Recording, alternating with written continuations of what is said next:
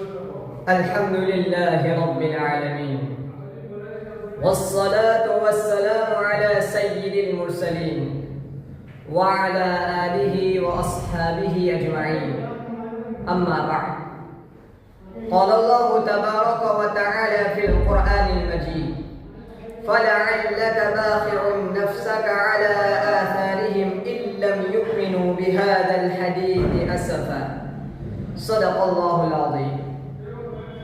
سفینہ اسلام کے ملاحوں، شریعت غرہ کی کشتی کے ناخداؤں اور تباہ حال قوم کی ڈوبتی ہوئی نیا کے کھیونہاروں، تمہیں چمن اسلام میں بلبلے نغمہ سنج بن کر چہکنا مبارک ہو.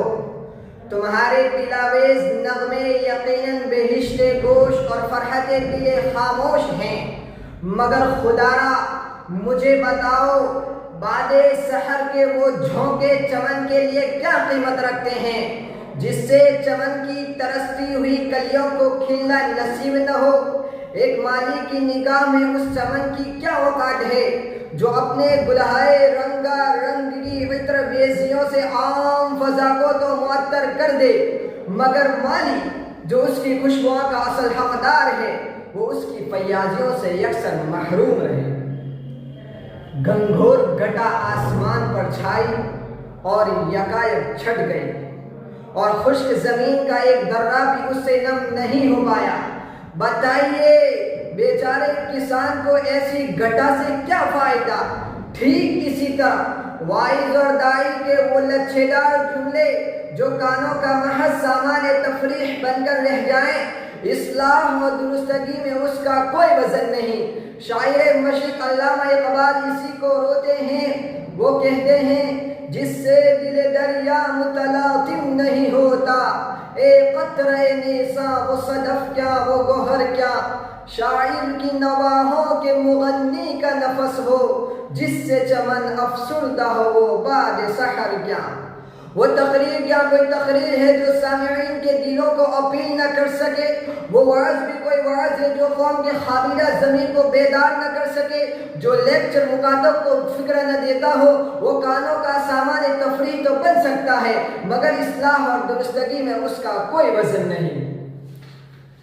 محترم سامعین، دروازے پر صدا لگانے والا ایک سائل کتنی دعائیں دیتا ہے، کس قدر لجاجت کرتا ہے، مگر سورہ یاسین میں چند آیات حق کا ذکر ہے جس میں ایک کی تکذیب کے بعد دوسرے کی آمد اور اس کی تائید کا بیان ہے.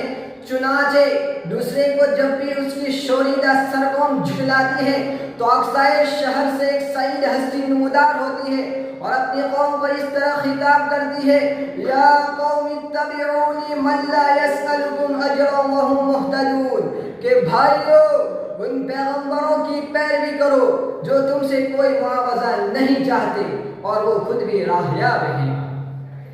برادران ملت، انبیاء کرام کی زندگی سے ہمیں یہی سبق ملتا ہے کہ سوز دروں اور اخلاص و للہیت یہ دونوں ہی قیمتی گوہر ہیں. اگر ہمارے دامن اس سے آراستہ اور خانہ دل پہ راستہ ہو جائے تو پھر ہماری آواز عام آوازوں کی طرح نہیں ہوگی، بلکہ از دل خیزت پر دل رزق کا مصداق بنے گی. وہ فضا میں تحریر ہو کر فنا نہیں ہو جائے گی بلکہ سینوں میں اپنا نشیمن تعمیر کرے گی اور دلوں کو اجاگر کر دے گی. درجے جگر کے ساتھ جو بھی تارے نفس نکلے گا وہ دم عیسیٰ ہوگا جسے سن کر قبر کے مردے بھی جھڑجھڑی لے کر کھڑے ہو جائیں گے. وہ یدی بیضا ہوگا جسے سن کر قبر کے مردے بھی جھڑجھڑی لے کر کھڑے ہو جائیں گے. شاعر مشرق علامہ اقبال اسی کو روتے ہیں.